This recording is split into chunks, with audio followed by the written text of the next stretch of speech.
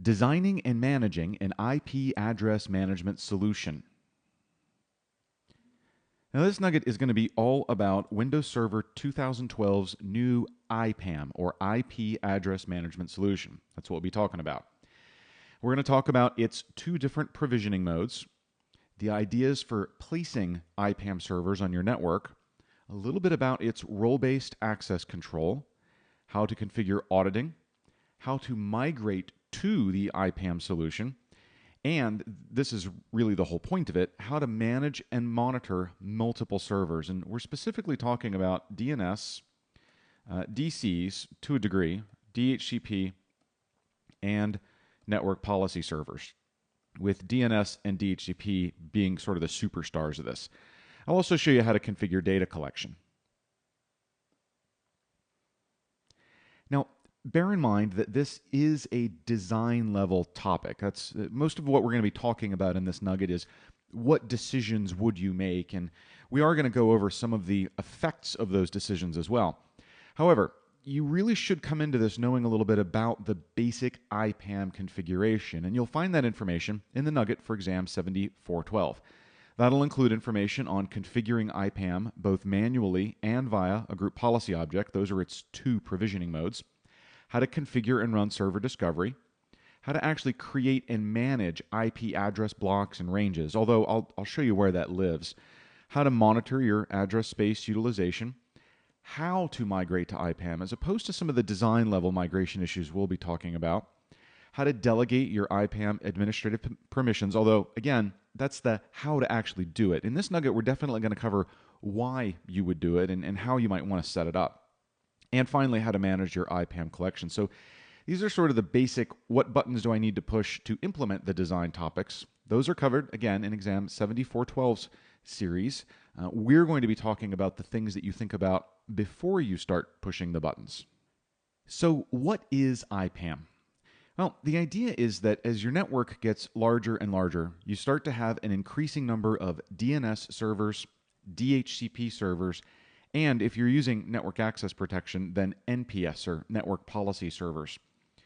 And although Microsoft's built-in management consoles provide the ability to connect to multiple servers, you're still managing each server kind of on a one-off basis. Actually, before we get to this diagram, let me show you what I mean. So just as an example of what the problem is, let's see if I can find my, here we go, DHCP console.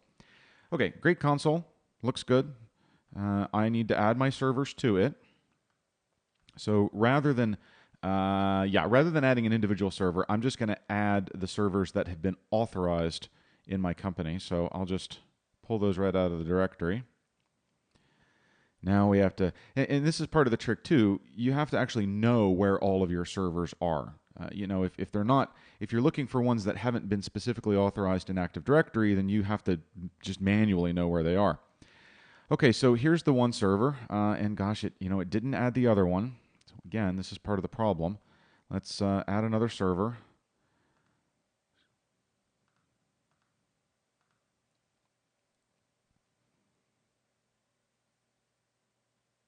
Okay, now it seems to have added that one. And this ultimately is the problem, and this is the problem both for DHCP and DNS. I want to get in and I want to manage the scopes on this one. I want to see what my address utilization looks like. And I can do that on this server. But then I also have to do that completely separately on this server. There's no way in this console for me to get a look at all of the IP addresses in my organization. I can't look at the entire space. And that's what IPAM is really designed to solve. What you do is you install one or more IPAM servers on your network, IPAM, and they reach out and kind of consolidate information from all of the different DHCP, DNS, and NPS servers on your network. So however many of those you have, well, not however many, there is a limit, and we're going to talk about that, but no matter where they're located on your network, no matter how many you have, it brings all of that information together into a single place. So you can manage your entire IP address system, your name resolution, your address leasing, both for IPv4 and IPv6, You can even do things like track user login and log off based on that IP address issuance stuff. So everything comes together into a single view. Now, there's still individual servers implementing all of that, but IPAM gives you a way to kind of look at the entire system all at once. Now, in terms of design, got a couple of choices really. So let's talk about those. What we're looking at here is probably a good example of a centralized IPAM design, meaning I've got just one IPAM server, and it doesn't matter how many DHCP or DNS servers I have. This is a good placement policy when pretty much all of your IP management is handled by one person or one group of people within your organization. And a lot of organizations have that. Right? You've often got organizations building an IP address management team, or perhaps they're part of the infrastructure team. So a single IPAM server that reaches out to potentially all of your Microsoft DHCP and DNS servers. This is called the centralized deployment mechanism or centralized placement mechanism. Here's the other version you can go with. And this is, Microsoft calls it distributed, but I don't like that word, and I'll tell you why in just a sec. This assumes you've got multiple different IPAM servers. Each IPAM server is only handling a piece of your infrastructure. So let's say that one's looking at that DHCP server, and this one's looking at this DHCP server. It means that you're not ever going to have a single consolidated view of the entire environment. But this is a good approach when you've got different teams of people who are managing different parts of your infrastructure. And if you're in a large, let's say globally distributed organization, that might be the case. Maybe this is the US over here, and this is Europe over here. And you've got different infrastructure teams that are handling all that. It makes sense then to give each of them their own IPAM servers. The thing to remember is that there's absolutely no communication between IPAM servers. Every IPAM server is a 100% standalone beast. It operates entirely independently of any other server that might be on your network. So there's no sharing of data.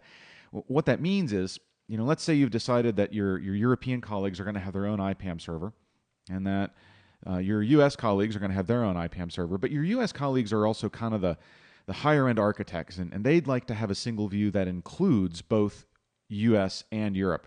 You can't do that with this model because these two guys do not talk to one another. So just kind of remember that. Now, there's some other sort of mitigation type things you can do around that. For example, you might set up multiple different IPAM servers for different uses, and they might each have some overlap in the servers that they look at, and that's okay. So you can certainly configure a lot of different scenarios. The key design thing to remember is that IPAM servers don't replicate information between one another in any way.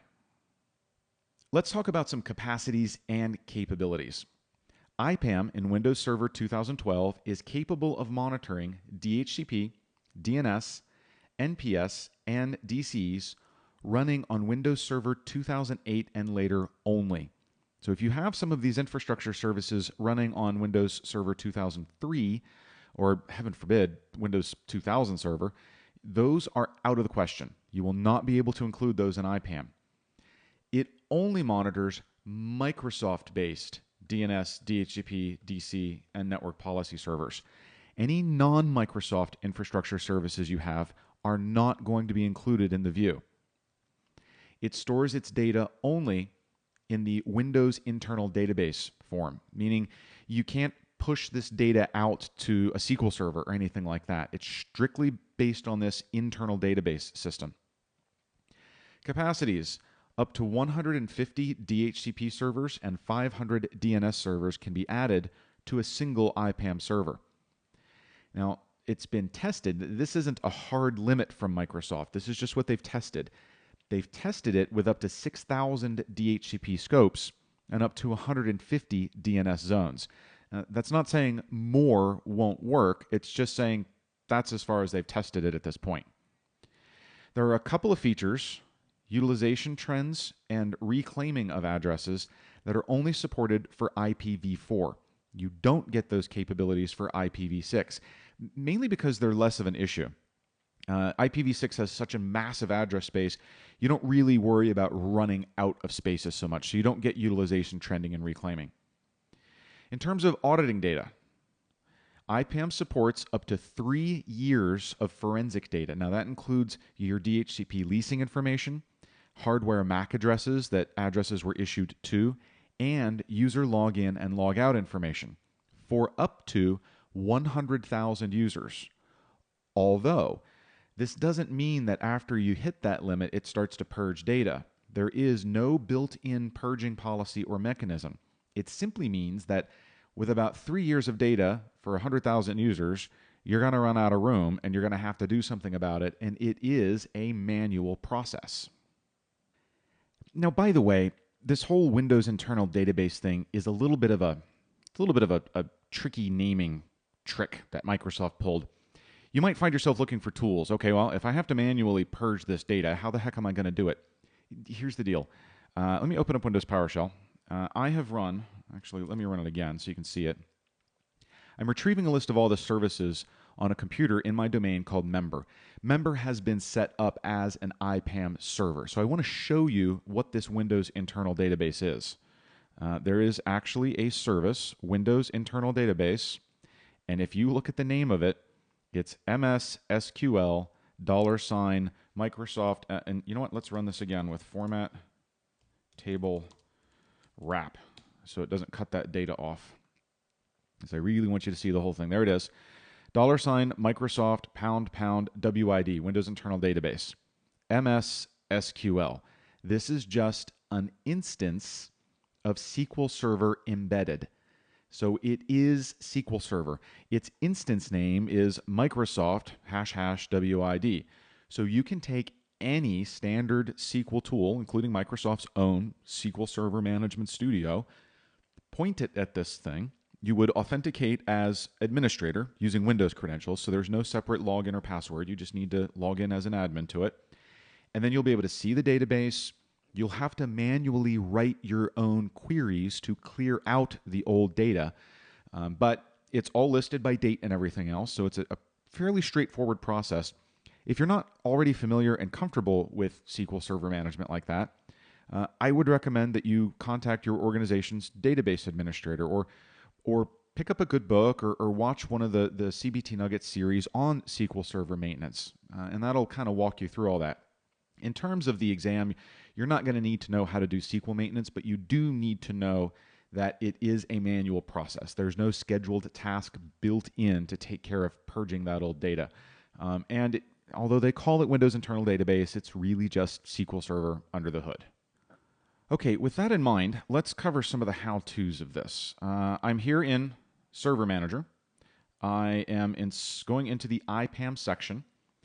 And I do have an existing IPAM server in my organization, but I want to kind of start you at the beginning. So I'm going to connect to a machine where I have installed the IPAM feature, but I have not done any configuration of it. So it's just fresh. Now, one thing I do want you to bear in mind, when you install the IPAM feature on a server, it automatically selects to install the DNS and DHCP management tools on the server. And if it's a server core installation, that is a server installation that doesn't have a GUI, it's going to get a GUI. Now, it won't get the full... Oh, I'll check that in just a second, make sure it's turned on. It doesn't mean that the server is going to get the full Metro or Modern or Windows 8 style user interface. You won't pick up a taskbar or the start screen, but it will have GUI components on it. So just be aware of that. The IPAM server feature requires that. Another limitation is that IPAM cannot be installed on a domain controller, so don't let that trip you up either. Okay, while I was talking, I pushed the button on that server. Let's see if it has started up. There we go. All right, so I'm now connected. You'll notice that this kind of, I don't want to call it a wizard, but this task list is walking me through the different steps. Because this server has never been provisioned as an IPAM server, that's the first thing I need to do. So provision. I'm not actually going to walk through any further than this. I just want to highlight the two provisioning modes. The first mode is manual. This is a pain in the neck. It essentially means you are responsible for going to each server as well as your overall domain, setting up your network shares, your security groups, firewall rules, and everything else. It's reasonably complicated. The other approach is group policy based. Now, if you want to do this, it helps make everything automatic, but there's a couple of tricks to it. First of all, you're going to enter in this wizard a GPO name prefix. This wizard is not actually creating the group policy objects, but you need to remember this prefix because you're going to have to enter it later when you run the command to actually create the GPOs. So once you take this step, it'll walk you right through it. You won't have to do anything. The wizard's very, very easy. There's no other decisions to make. It's just manual or group policy based. This is a one-time decision, though. Once you make this decision for an IPAM server, you are not going to back out of it later. The only way out, if you change your mind, is to remove the feature and start over, reinstall the feature. I typically would say always go with group policy based if the majority of your DHCP, DNS, and NPS servers are in a domain. Now, if you for some reason have got non-member servers, you have a non-domain joined DHCP server, you're going to have to provision it manually. All right, so we're going to cancel the wizard. Yes, I'm sure. I'm going to connect back over to the one that I've already set up. But I do want to show you where you're going to run the command to make this thing work. And to do that, I need to flip over to my member server. Hang on. All right, there we go. Actually, this is my domain controller, and this will work too.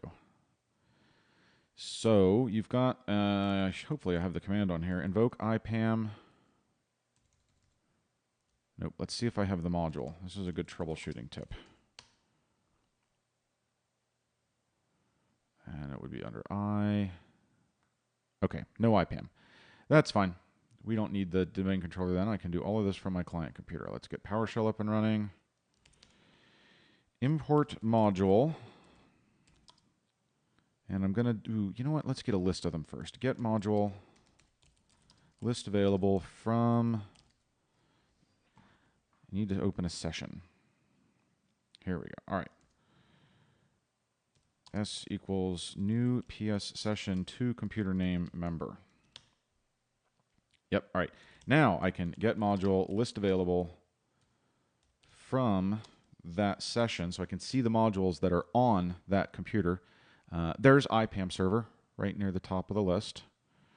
So let's import module IPAM server from that session. That's not actually going to copy the module. Files cannot be loaded because they're running. Oh, I have to enable scripting.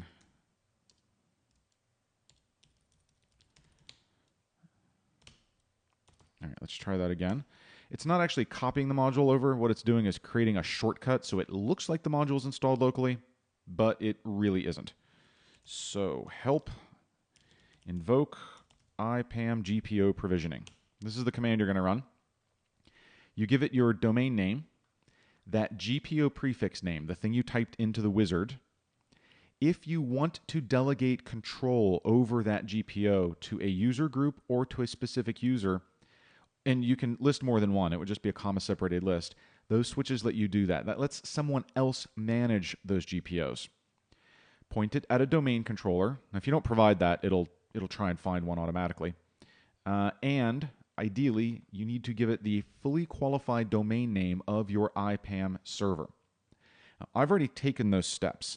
All this is going to do is to produce a set of group policy objects. So if we hop into the GPO management, you can see them right here. In the wizard, I had specified IPAM as my prefix. So when I ran that command, I specified IPAM as the prefix there as well. You'll notice I have a GPO for my domain controllers and network policy servers, another for my DHCP servers, and a third for my DNS servers. On the security filtering, I need to make sure that each server that is fulfilling those roles is listed in this security filter list. So you're going to link these group policy objects to the root of your domain. You can see that I've done that here. Here's the links. And then adjust the security filtering so that only, in this case, I'm looking at the DNS GPO, only my DNS servers need to be listed here. This is my DHCP, so all my DHCP servers get listed here. Once that's done, you need to make sure that the GPOs apply to those computers, either by rebooting the computers or by running GP update on them. Then you can come down into Server Manager and start server discovery. So you can click Start Server Discovery.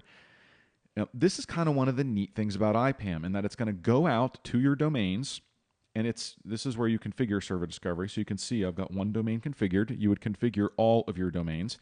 Keep in mind, those GPOs have to be created in every domain where you have servers that you plan to manage using IPAM. So I've configured that. I ran server discovery. Let's just run it again. If you hop into Task Manager, you'll actually see that this is a scheduled task. So it's going to run on a regular basis. In fact, let's get the scheduled tasks console up.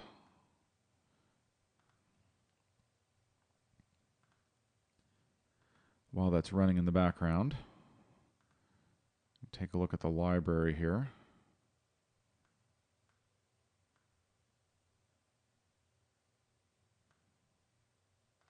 Oh, this is my local library. I keep forgetting I'm on a client computer. Let's connect out to that member server. Now, there we go.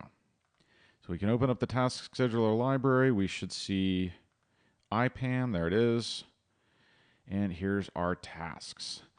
So it's running a number of things. It runs a regular audit task, server discovery.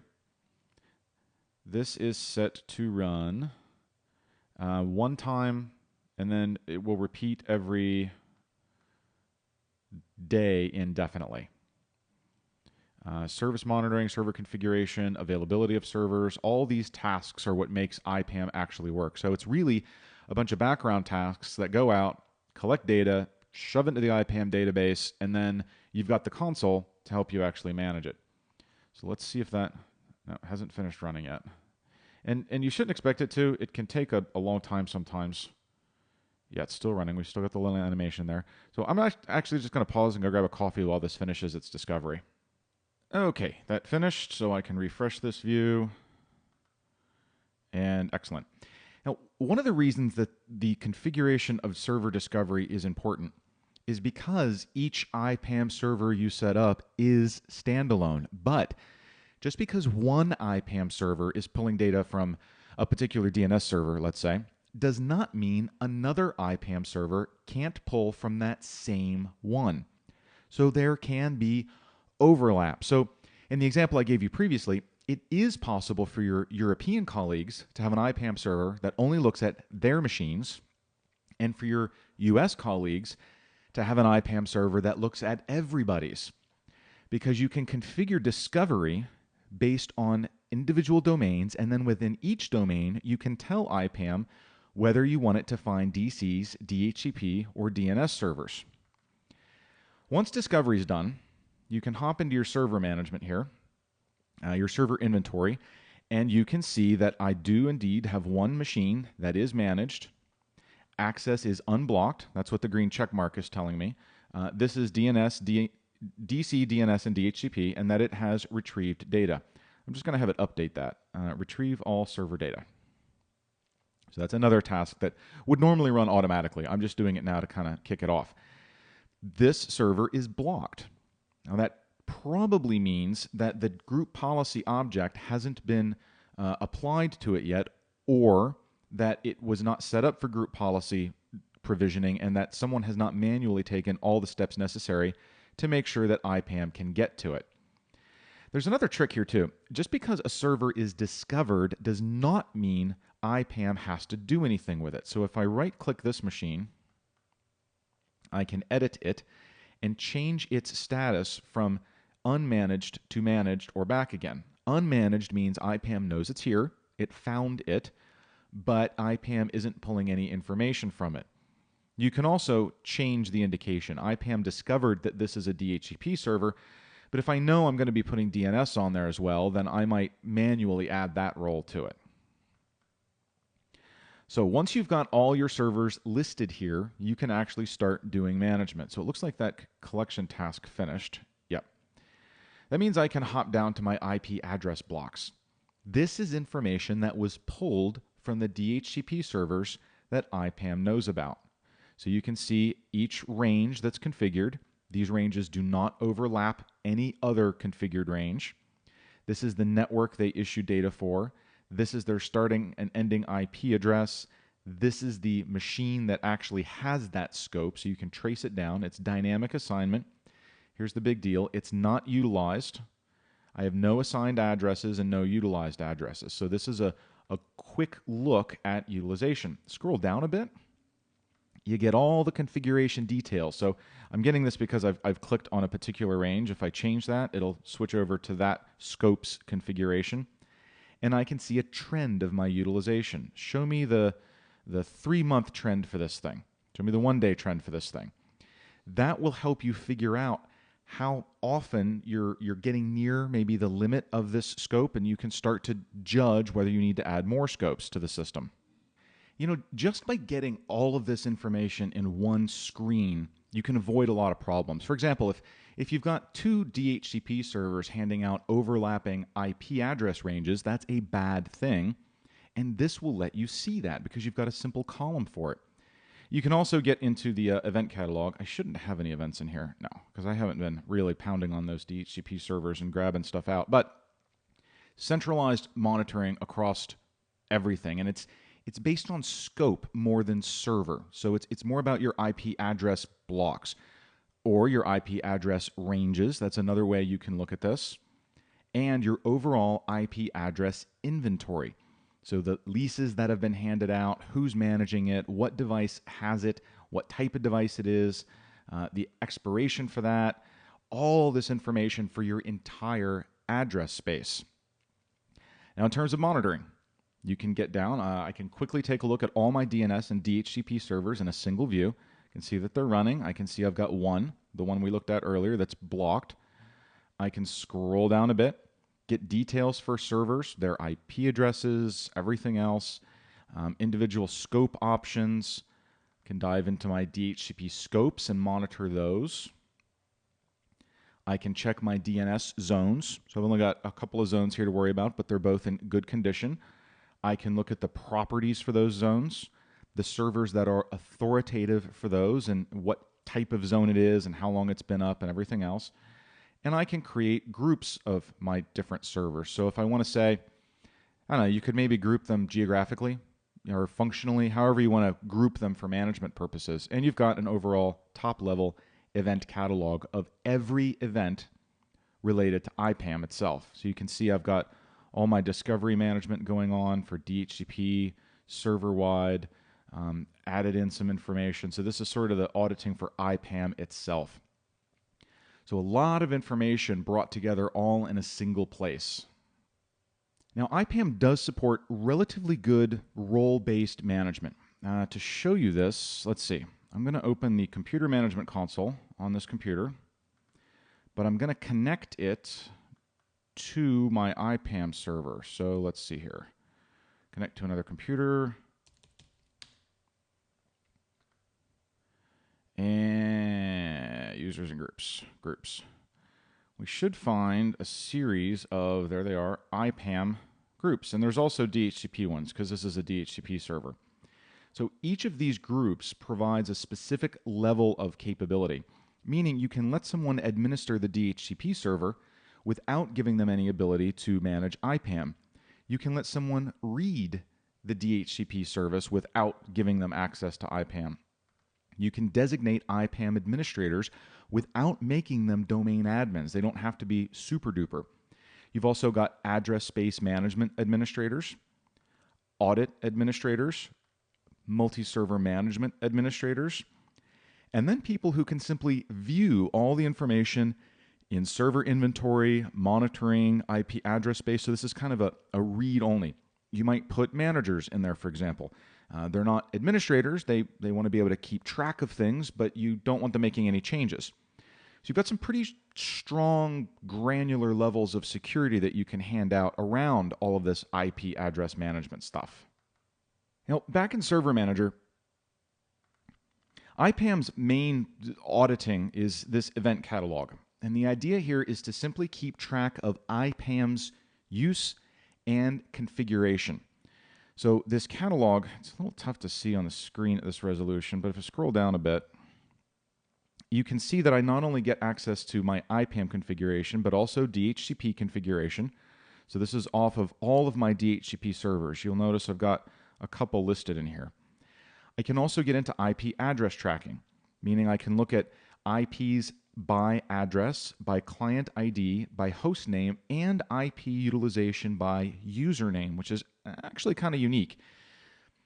This lets you track the use of IP addresses within your organization and audit the configuration of those elements responsible for managing the IP addresses. So if you're dealing with any kind of legislative requirement like HIPAA or Sarbanes-Oxley that requires you to maintain control over your environment and prove that changes are only happening in accordance with a planned, managed change management process, these audit logs support that activity.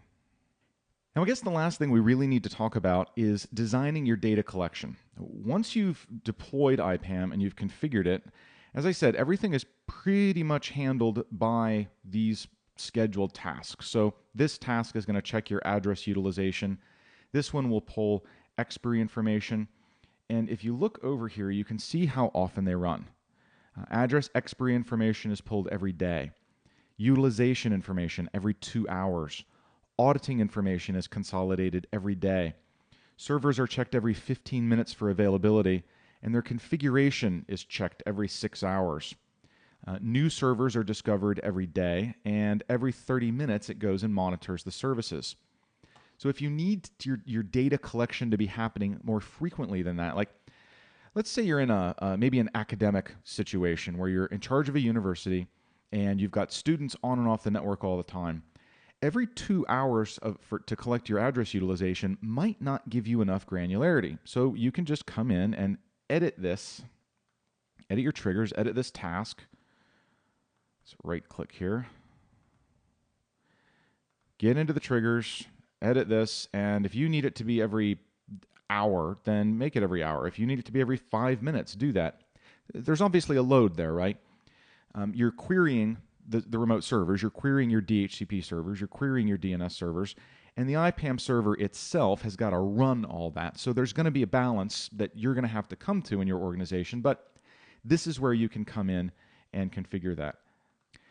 And I guess there is one more thing that we should talk about, which is migration. If you're already on an existing IP management system, DHCP servers, whatever else, what does this do for you? Because until this point, I've really talked about IPAM solely in terms of its monitoring. It's going out and looking at things, but that's not actually all it does. For example, I can come up here. I'm looking at IPAM. I'm looking at IP address blocks. I can create a new address block right here. I can give it a network ID. So let's punch in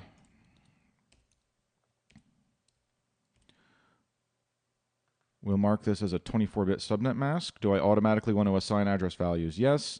Let's start at let's not start at 0. Let's start at 100 and go to 200.